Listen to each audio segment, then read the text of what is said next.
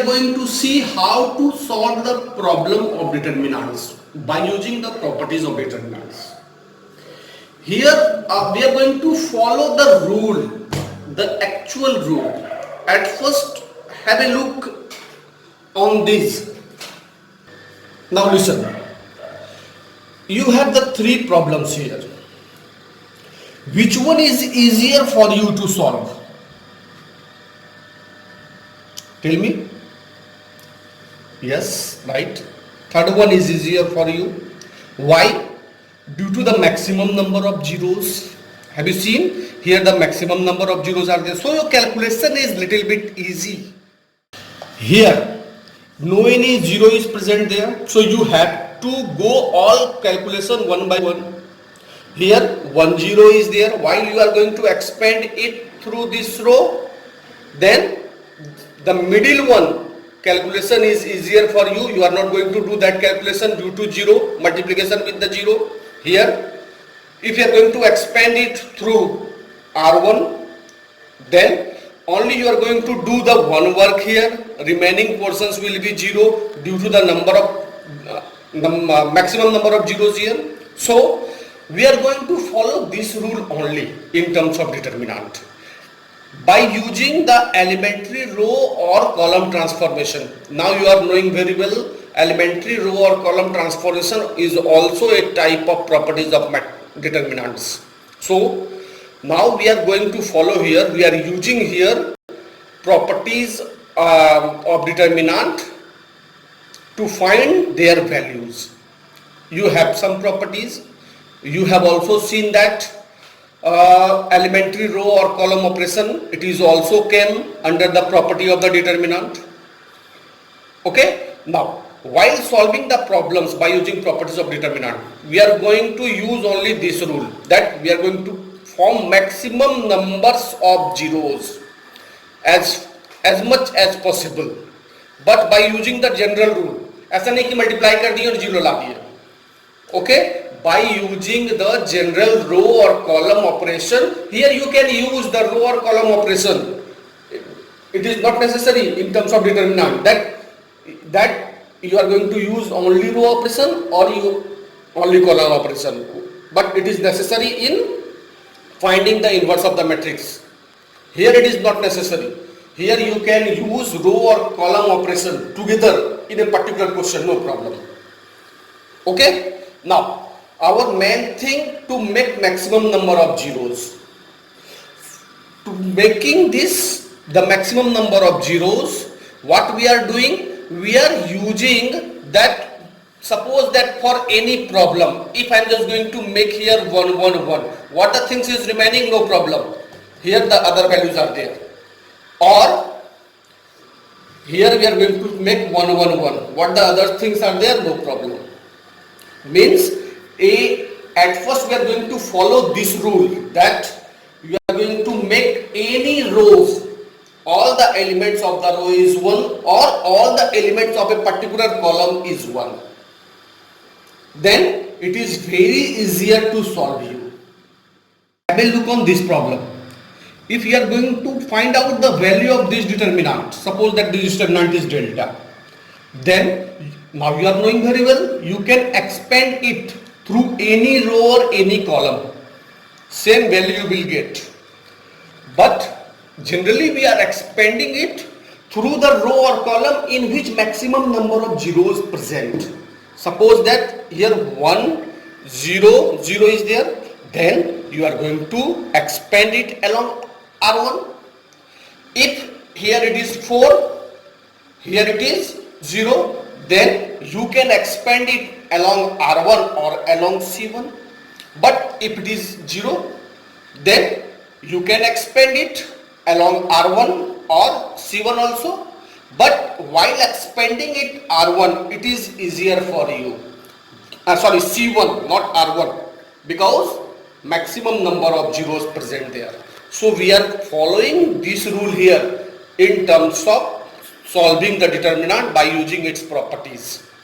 Okay, then for this, at first we are going to use to make any row or any column of the determinant all the elements of a row or column of the determinant 1 1 1.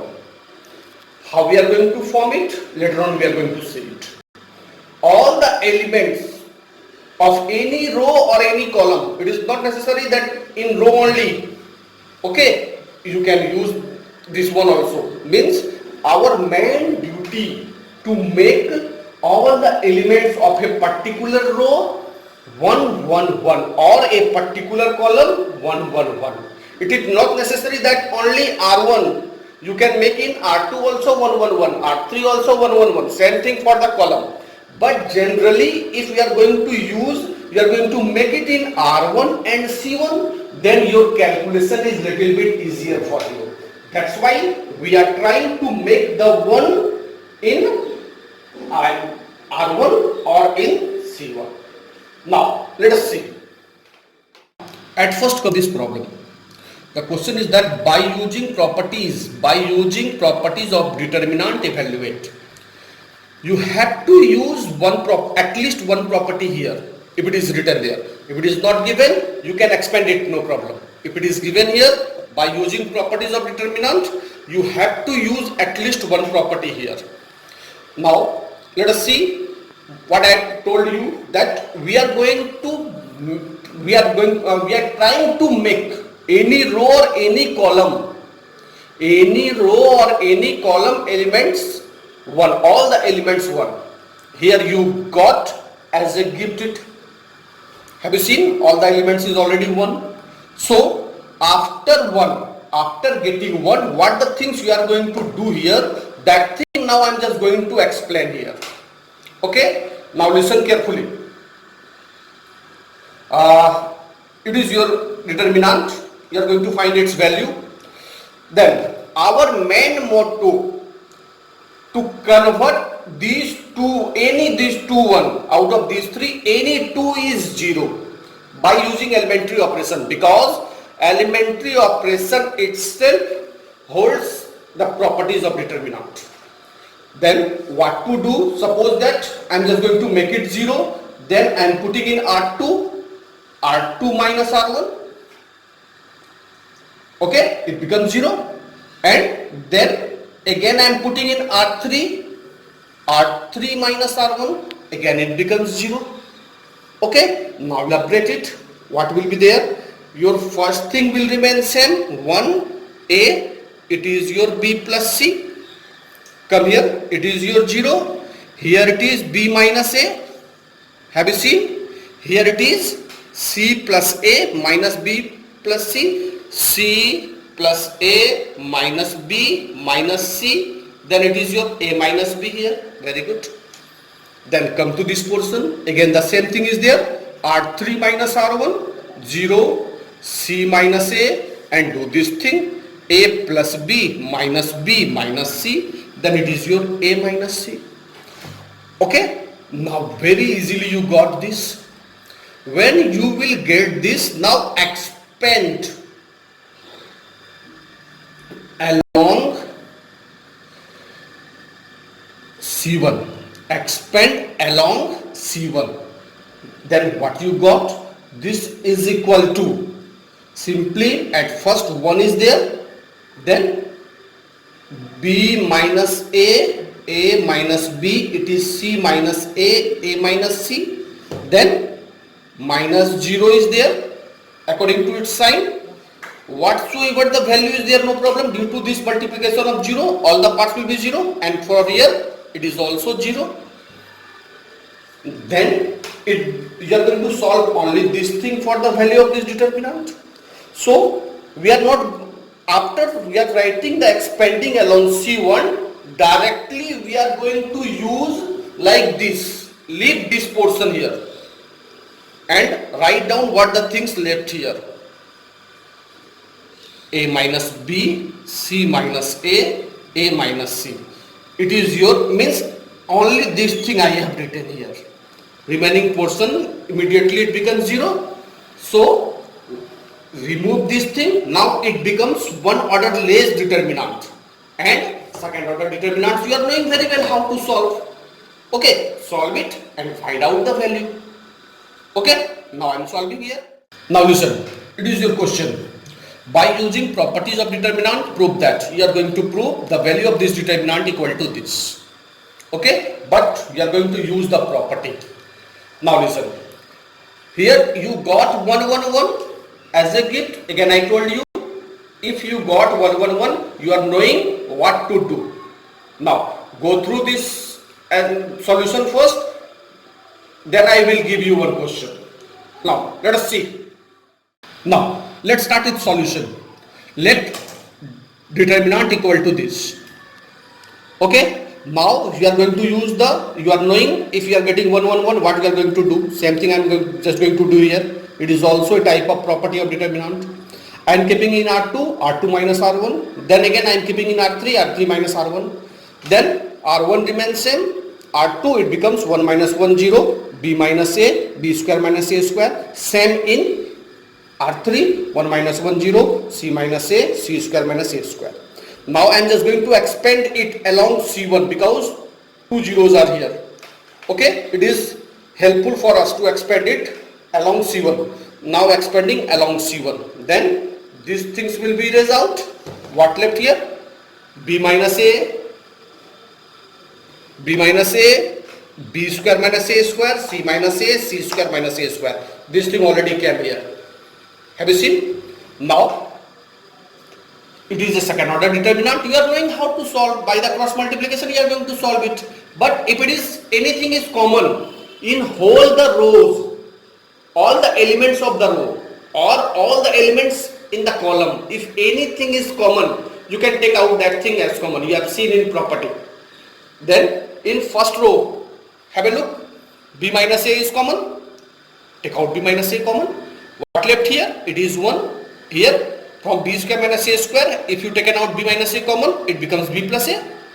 Okay, because you are knowing B square minus A square, B minus A into B plus A. Then this thing you have taken out common, left B plus A. Same thing for the second row, take out C minus A common, it becomes C plus A. Now simple calculation is there. Do it. B minus A, C minus A. Find the value of this determinant. It is C plus A by this minus this, and this one is there. Then you got this. Now at first let us see your RHS portion came or not. If came, very good. Your proof is over. If not came, then at least make it as just like the RHS. Like here in RHS you needed A minus B. Here B minus A is there. I am taken out common minus here.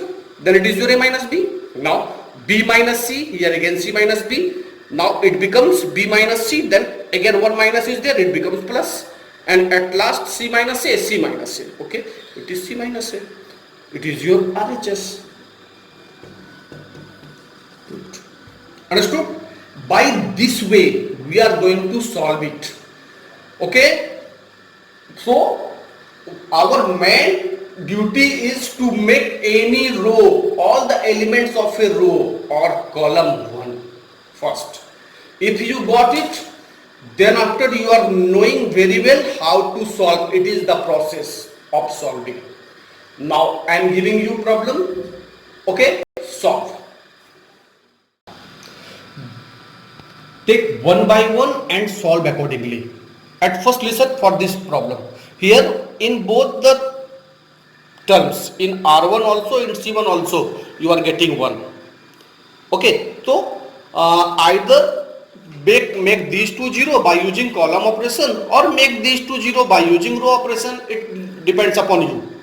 Which one is easier for you? With your means which thing you are knowing very well, do that.